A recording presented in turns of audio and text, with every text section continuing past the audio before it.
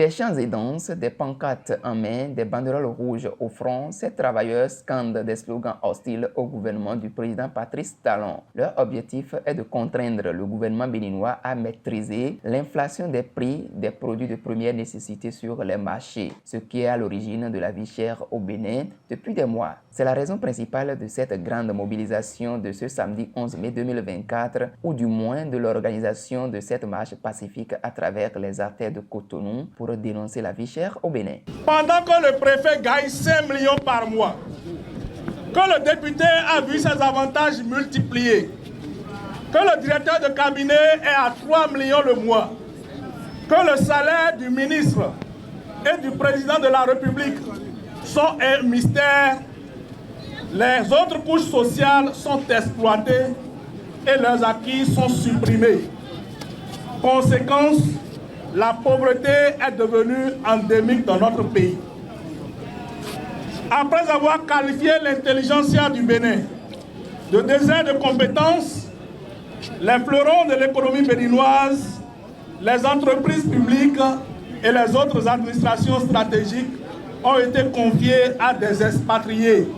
Est-ce que c'est bon ça? Non! Les travailleurs de l'économie informelle, les artisans, les transporteurs et autres producteurs agricoles n'ont pas échappé à la fureur, que dis-je, à la rage des aïeux de gouvernants que le peuple a pourtant plébiscité et qui sont très rapidement transformés en loups ravisseurs.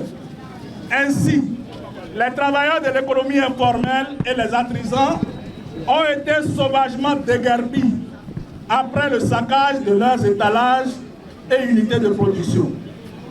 Les producteurs agricoles, notamment ceux produisant le soja, les noix de cajou, se sont vus imposer des prix dérisoires de cession avec l'interdiction formelle d'exporter leur production vers d'autres marchés régionaux où ils ont la possibilité de les céder à de meilleurs prix.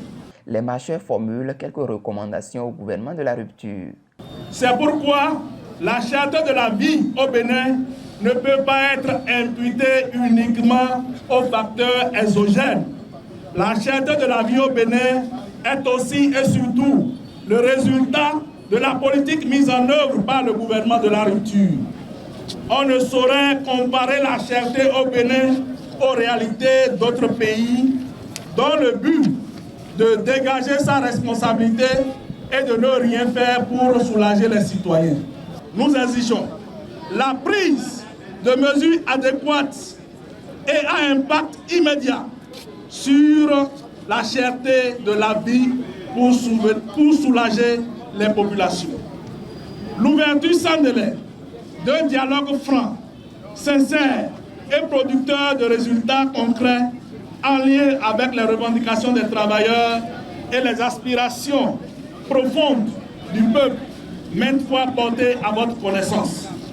L'évaluation de l'impact des réformes et mesures sociales sur le quotidien et la qualité de vie des Béninois.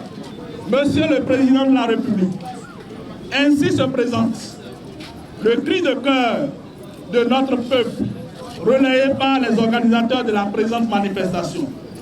Nous voudrions vous informer très formellement et solennellement qu'elle sera renouvelée autant de fois qu'il sera nécessaire pour changer la gouvernance en faveur des masses laborieuses. L'autorisation de cette marche montre suffisamment la liberté d'expression au Bénin. Les doléances sont ainsi portées à l'autorité. Il lui revient de saisir les opportunités pour alléger les conditions de vie du peuple béninois.